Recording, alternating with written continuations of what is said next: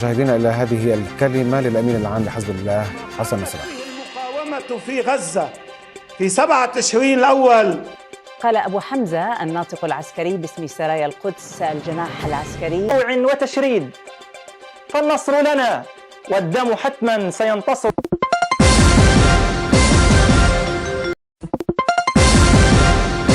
قال وزير الدفاع الإسرائيلي يوآف جالنت إن ثمة فرصة. Yemen's Houthi rebels have claimed responsibility for a drone attack on a crucial site. Houthi military spokesperson Yahya Sadi says the strike target. وكانت الإصابة دقيقة ومباشرة بفضل الله. العملية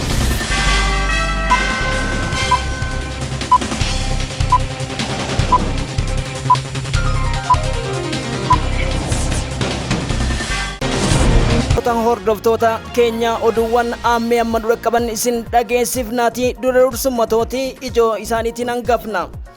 bakakkaan kallattii sadiin Israa'eliin joonjessaa bulte Benjaamin Netaanyaahuu fi gara jabeeyyii tsiyoonataaf deeggartoota isaanii afaan qabsiisteet walakkeessa Teelaaviv misaayiloonni gurguddoon Kirus misaayil jedhaman humnoota warraaqaa Islaamik Reezistaansii fi Taalibaaniitiin irratti roobaa bule. dheengadda galgalarraa kan eegalan humnoonni kun jedha Rooyiter gabaasa qabna maaltu ta'e. kutaa raafaa taal al sulxaanitti holqa guddicha Hamaas arganne jechuudhaan itti juchawanii ispeeshaal foorsii humna qilleensaatiin bu'an 21 keessaa 9 Hamaasiin ukkaamsanii Alaksaan tabbar zeenaa jedheet as bahee jira. kanas gabaasa balballoomii keessatti dhageettu. Hawtiin haleellaa eelaat raadaarii odeeffannoo rukutee Waashingitan ergama addaa halkanii Teelaaviivitti ergite abbo Benjaamin Netanyaahuun garamitti jiru. kabajamtoota hordoftoota keenya, Berliiniif naannoo ishii leellaa gurguddaa kan ispeesii leezar gaayidid jedhamuuf waan agartan duguuguu maleen dubbatinaan Poolaandiif Ingiliz cinqii biraa seenaniiti jiran.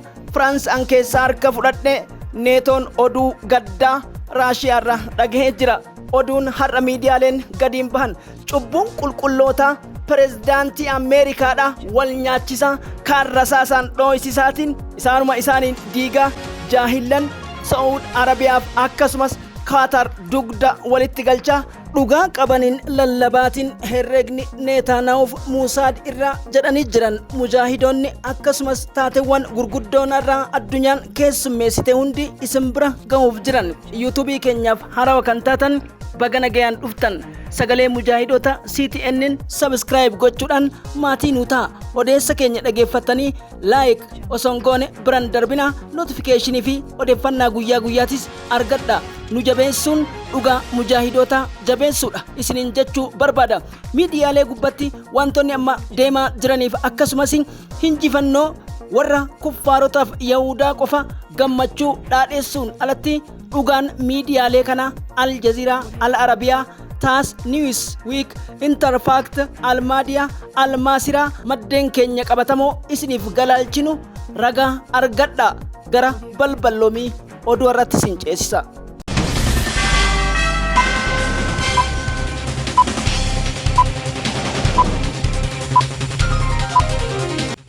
تابع هذه المشاهد التي نشرتها كتائب القسام لاستهداف آليات الاحتلال ومبنى جالنت إن ثمة فرصة محدودة قد لا تتكرر. التائهين في الشوارع والأنفاق.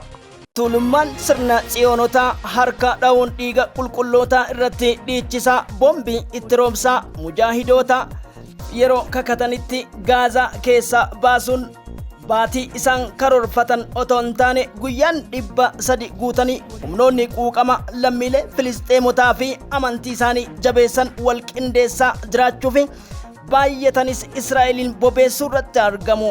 Iraq Hezbollah Islamic Fighters, Iraq Islamic Resistance, Lebanon Islamic Resistance, Palestinian Jihadist Resistance, Zainabiyun Special Force of Pakistan, Fatimiyun Special Taliban Islamic Fighters, Hezbollah Basic Resistance, Houthi Ansarallah Fighters fi the Top Defense of IRG, Iran Revolutionary Guard.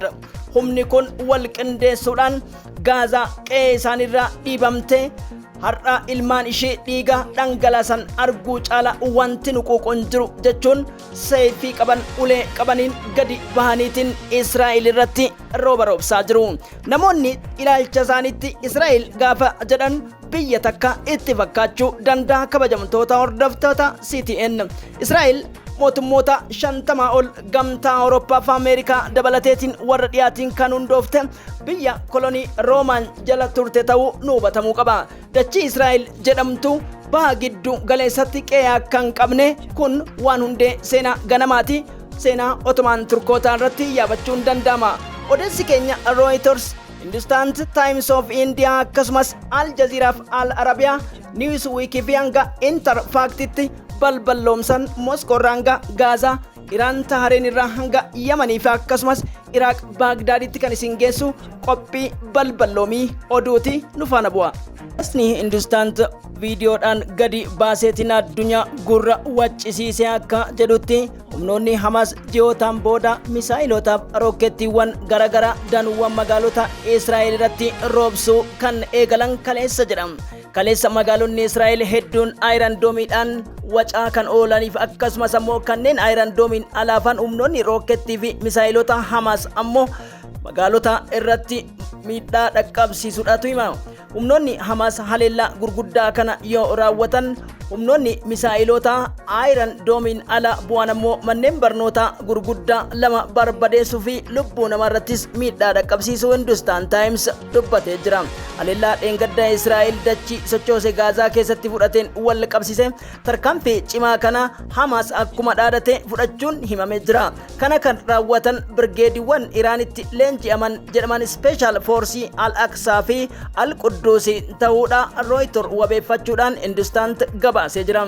Gama biraatiin kutaa Taal Al-Sultaanitti lola kaleessa gaggeeffameen humnoonni Special Force Israa'elii kan helikooftariidhaan bu'an 21 keessa 9 Hamaasiin sadarkaa lammaffaa yookiin holqa lafa jala qondaaltota Hamas arganne jedhaniitiin sinaayiparootaan seenan 9 ukkaamsamuu 8 ammoo rukutamuuf kanneen dirree sanaa dheessuu fi taankiiwwan merkeva jedhaman 4 barbadaa'uudha miidiyaaleen gurguddoon idil addunyaa gabaasuu irratti argamu. Israa'el opereeshinii dogongoraa taasifte jechuudhaan miidiyaan Al-Maadiyaa akkasumas Al-Maasiraa fi Al-Arabiyaan damee afaan Arabaa wayita gabaasaa jirutti loltoonni kunneen ammoo loltoota cimoo ta'uu isaaniidha kan gabaase Hindustan. Brigeedii 104ffaa Israa'el kan kutaa Kaanenus turan humna furgaatu Tel Aviv jedhamuudhaan beekama jedha gabaasichi. kabajamtoota hordoftoota keenya. الآن مشاهدينا إلى هذه الكلمة للأمين العام لحزب الله حسن نصر الله. المقاومة في غزة في 7 تشرين الأول 2000. Smaller forums will replace the cabinet for sensitive security decisions. deebinee jirra kabajamtoota hordoftoota keenya odeeffannoo gaarii isin biraan geenye jenneeti yaanna ammas laayik gochuun dagatinaa isiniin jenna. Qondaalli Hizbollaa TV itti gaafatamaan Hizbollaa Hasan Nasrallah har'a foddaa televezyiina Libaanos kan biyyoolessaatiin gadi bahanitti ibsa cimaa kennan.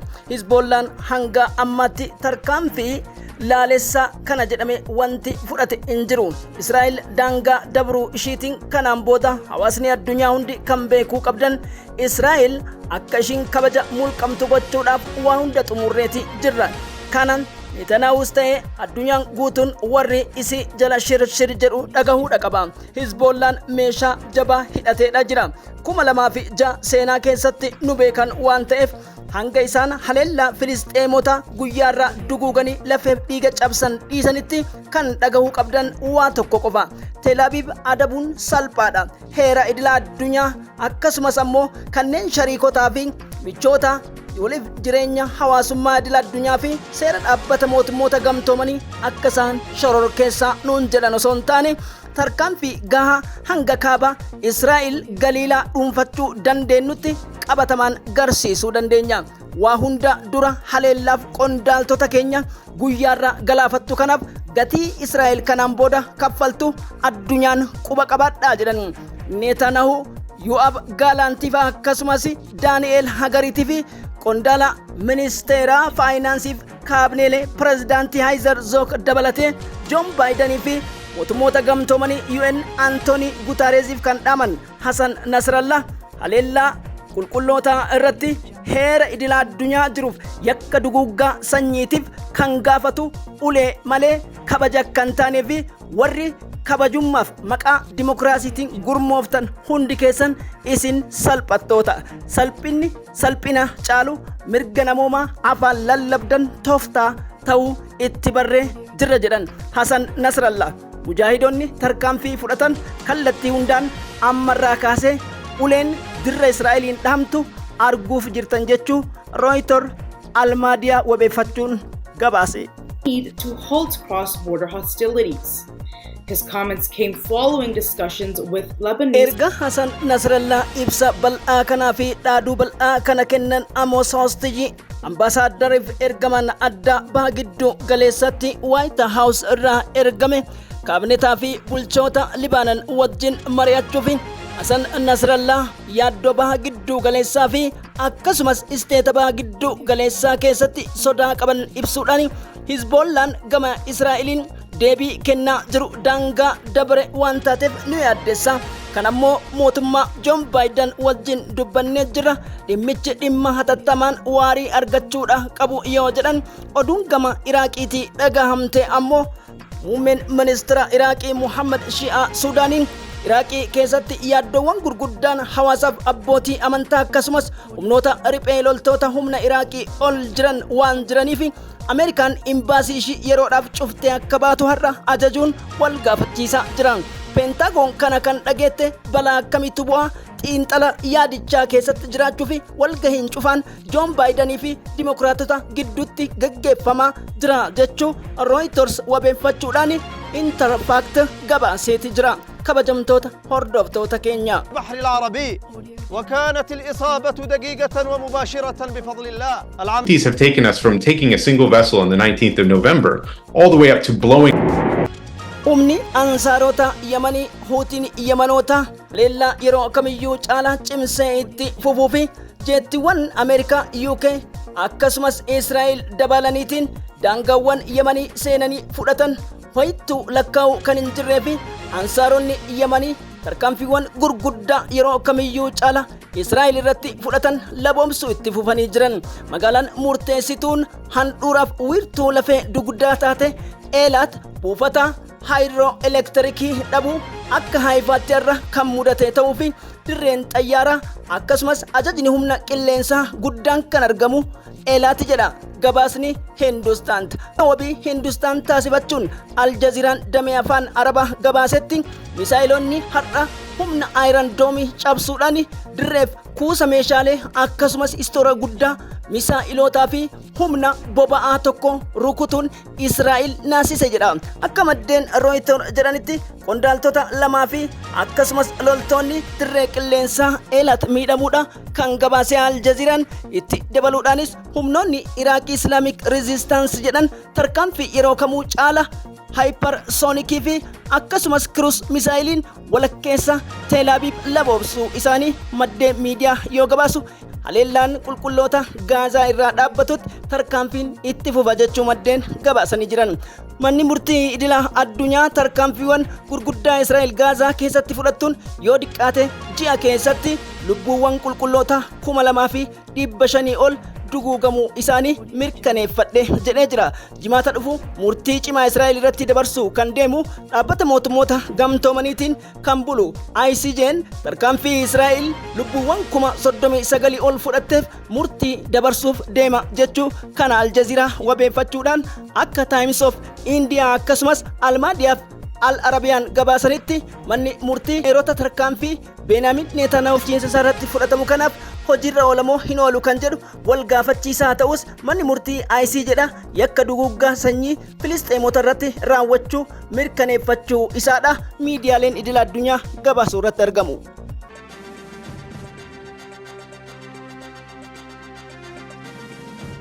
Политика воспринимается как вызов гегемонии, Запад своими агрессивными действиями. 300 miles from Oberhausen in the west to Berlin in the east. So mootummootaa kana waa tokko yaadachiisuu barbaada. 1980 keessa Raashiyaan ollaa Ameerikaatti meeshaawwan saffisaa keessaahu hypersoonikis taate meeshaawwan duuchaa misaayilota ollaa Ameerikaa kan dhaabne Ameerikaanis meeshaawwan saffisaan humna cimaa qaban akka ollaa Raashiyaan dhaabne walii galteet taasifnee turre. haa ta'uuti malee ergamtootaaf ashkaroota neetoodha yeroo humni kenna likkitti galchaa jirutti amma immoo Ameerikaan heera kana cabsuu beekuudha qabdan.